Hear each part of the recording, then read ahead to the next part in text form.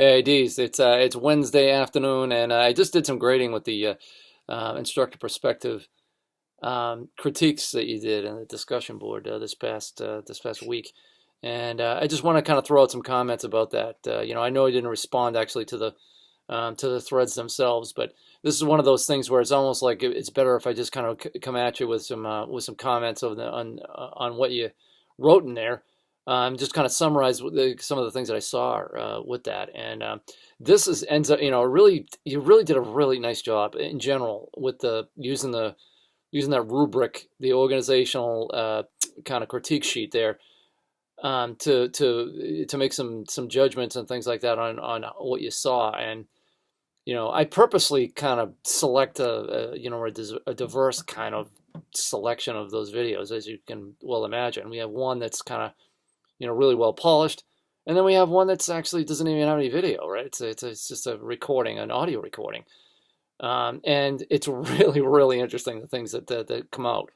And I think you really took advantage of the opportunity to look at these pieces of multimedia, instructor perspective specifically, and kind of tease them out and really look at them carefully and make some comments on them. And the comments were really good, and the thing was really wonderful. And it's so great for me as an instructor is to see how you brought out the principles that we talked about last week with Clark and Mayer, and there's plenty of those observations that were there. They were accurate. Some of these things are going to have are going to be really strong, and some of them are not going to be so strong in other areas. I have found that to be the case, and I found that to be the case in final projects in this particular course, where and actually in the Clark and Mayer presentation, not this particular time around, I may add.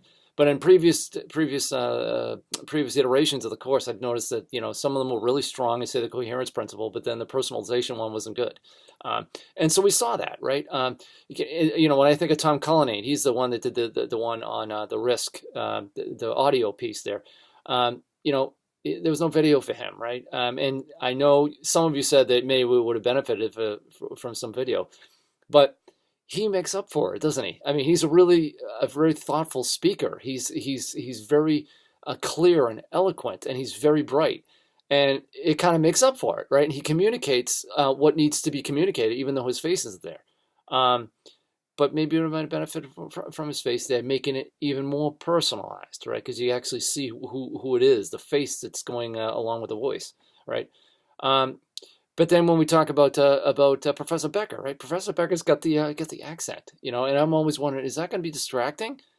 But he makes up for it too, because the video is intended to be very much in the tradition of Clark and Mayer, and that is very simple graphics, and they appear at the appropriate time, and it's synchronized, and so the idea is he's there to make a point, right? And to take something that's complicated and use simple graphics to do that. And you brought that out. He got to high marks in many of those things too.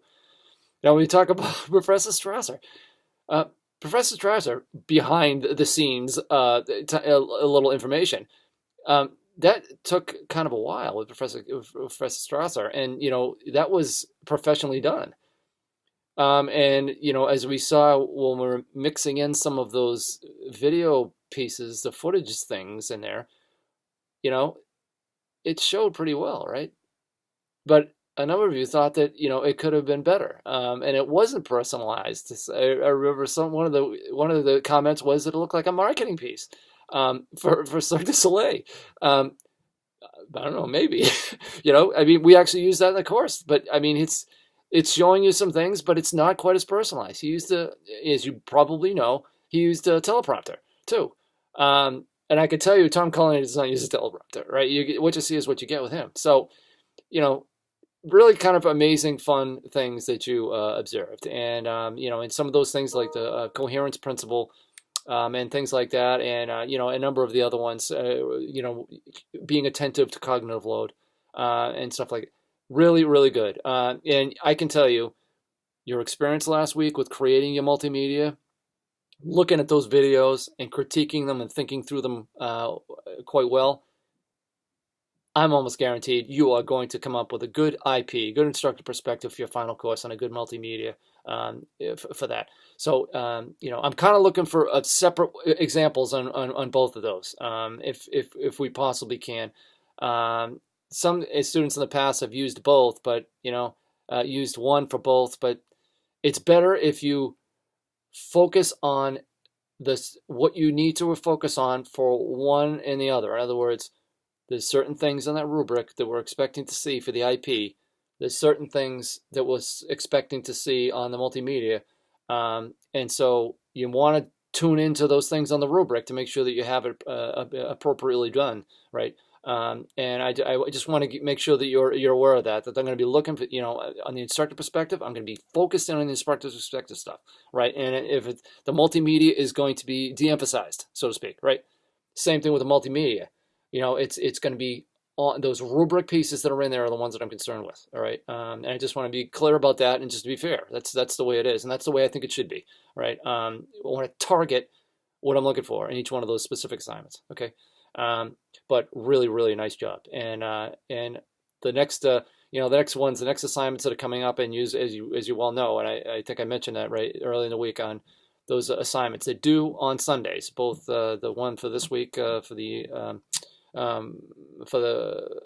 formative assessment, and the next week they're going to be due to me in the form of an electronic assignment, and then I'm going to give you the feedback, and then with that feedback you put it into the final course, because you're going to make your changes that you need to make it super great.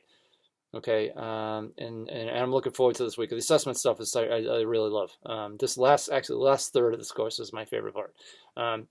Everything's my favorite part. All right, so have a great rest of the week. It's Wednesday. You got 2 discussions, by the way, for formative assessment, and then of course, as I mentioned, we're going to be comparing the two, contrasting formative, summative, and can formative be can summative or formative eventually become summative?